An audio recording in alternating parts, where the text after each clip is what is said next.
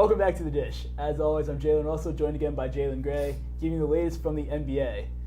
First off, the NBA is seeing a big resurgence in big men. All of a sudden, we've got guys popping up. We've got Karl Anthony Towns, Hassan Whiteside, Rudy Gobert, Joel Embiid, Anthony Davis. If you had to start a team right now with one of these big men, who would you want to build around? I mean, I think the answer is obviously Anthony Davis. I mean, he has the numbers, of course, to back it up. He's averaging 30.5 points a game, 11.2 rebounds, 2.9 blocks, which I think is top in the league.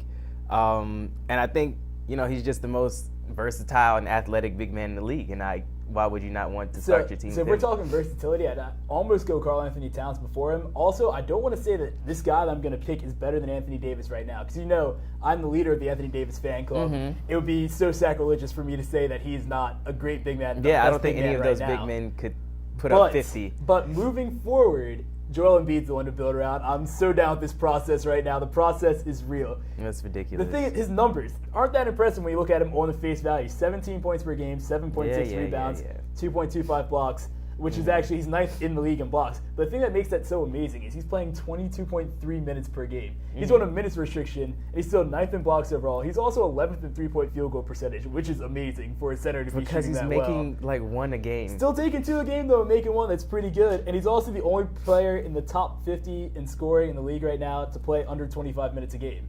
He's a great, now he's not playing up to Anthony Davis' level right now, but when you let him get a little bit older, he keeps on playing a little bit, gets off this minutes restriction, he's gonna be a dangerous guy. He's the first rookie since Shaq to have 125 points, 50 rebounds, and 15 blocks in his first 7 games, and he did that with a minutes restriction. Anthony Davis didn't do that as a rookie. I gotta give it to him. That's cool, but I'll go with what I know rather than somebody's potential.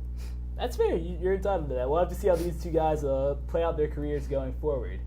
Moving on, a lot of people, including my partner over here, are saying the Clippers are the best team in the league right now, despite the fact they just lost to the Memphis Grizzlies. Keyword right on now. Wednesday.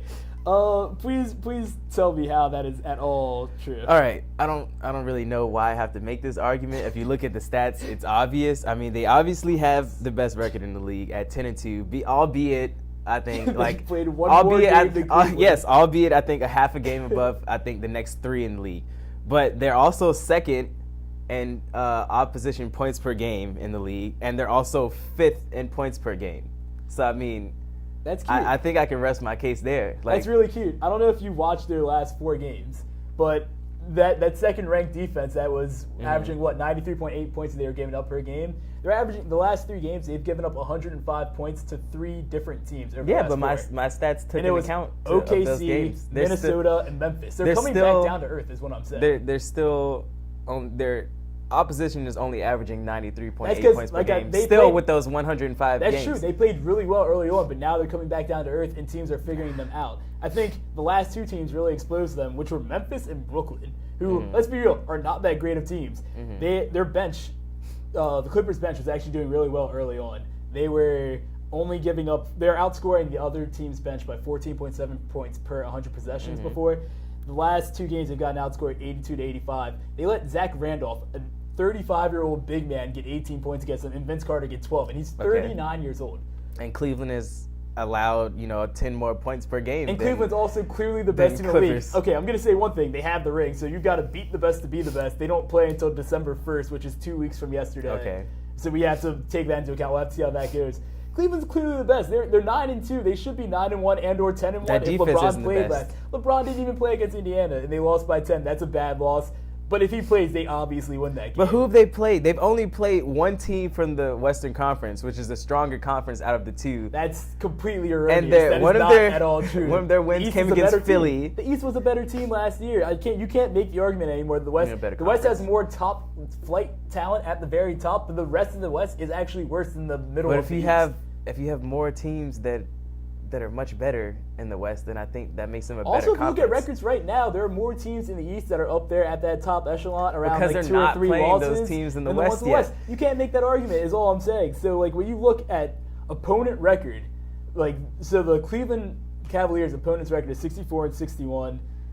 Clippers is 66. But you're counting Toronto twice. Because they played them twice. You can't just count that out because they played them twice. But I don't think you can just add up teams and make one super team.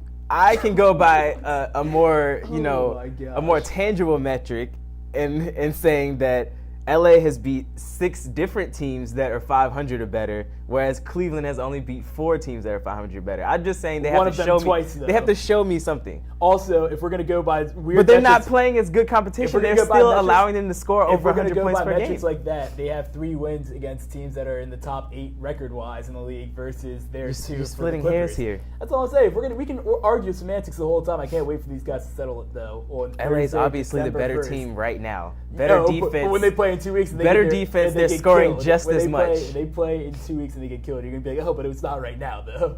That's all we got for you this week. Thanks for watching. Have a good week.